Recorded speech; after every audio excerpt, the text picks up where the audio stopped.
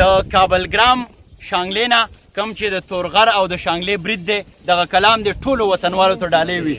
ارشاد سوچ جانان رازی رازی زه به سر تورایما مونږ کې چې توان رازی رازی زه به سر تورایما ډېر زما بخمل کیډې کیډې زلفې فرنګو وستې زما بخمل کیډې کیډې زلفې فرنګو وستې چې عجب خان رازی رازی زه به سر تورایما مونږ کې چې توان رازی رازی زه به سر تورایما نه مې شالون شو نه مې ستا شړلم دا ولیدا بیا چې باران رازی رازی زه به سر تورایما مونږ کې چې توان رازی رازی زه به سر تورایما د قندهار د پیغلې چغه تر خیبر راغله زمونږ چې ځوان رازی رازی زه به سر تورایما مونږ کې چې توان رازی رازی زه به سر تورایما دا غټي غټي رڼې اوښکې دا سبق ورکوي چې مې افغان رازی رازی زه به سر تورایما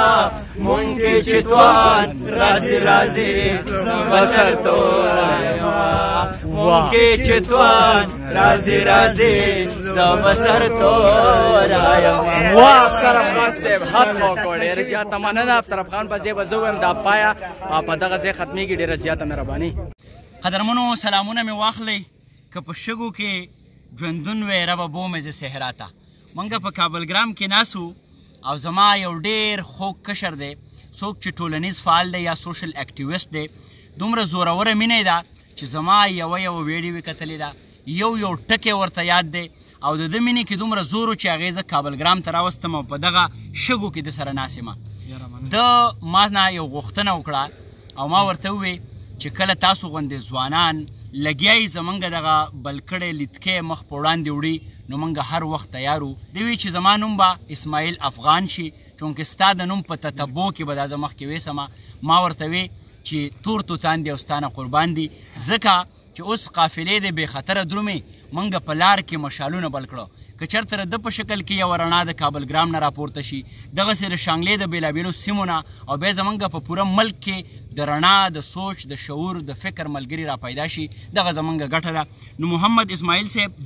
لومبی خو دا ده چې اسماعیل افغان ته ځان ته دغه تخلص په ځان باندې ږدې. زه ستاسو په هکله څو خبرې کوم. ډېره زیاته مننه کوم د افسرالملک افغان صاحب.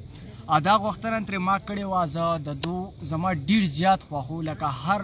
پیره به د دو ویډیو ما مکمل کته او هر څه ډېره زده کړه مې ترې کوله. ما یې ولې نه چې دو زه خپل یو استاد جوړ کړم دو زما یو ښودنو کې ډېر زیات منت او دغه مې دو ته وکړو دو پسې لاړم او دغه مې ورته وویل چې بحیثیت استاد ته زمونږ کلي ته م راشئ دغه م جوړ زه تاسو سره دغه شان ویډیو جوړوم او دغه تخلص خپل ما ته راکړئ چې د شانګلې نه یو بل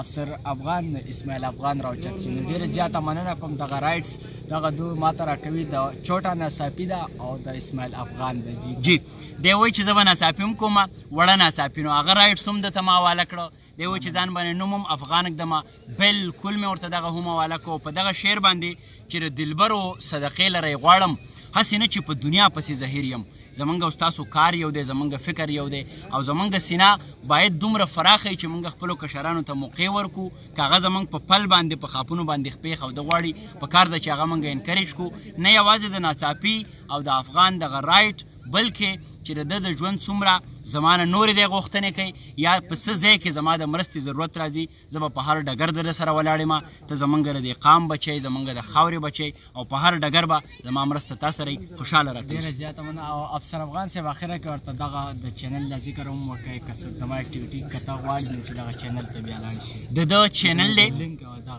او هغه به اوس د اسماعیل افغان په نوم باندې اوس که تاسو د یوټیوب ته راتله غواړئ د ناڅاپي یو بل شکل تاسو لیده غواړئ نو هغه د چینل په شکل کې تاسو لیدی شئ اسماعیل افغان په نوم باندې دغه سبسکرایب کړئ او باید چې موږ خپل پښتانه انکریج کو د دې چینل سبسکرایب کو د دې ښه کار وستایو تر څو چې دوی زمونږ یو سافت امیج یا یو پوس انځور پورا دنیا ته ورسوي. ډېره زیاته مننه کوم.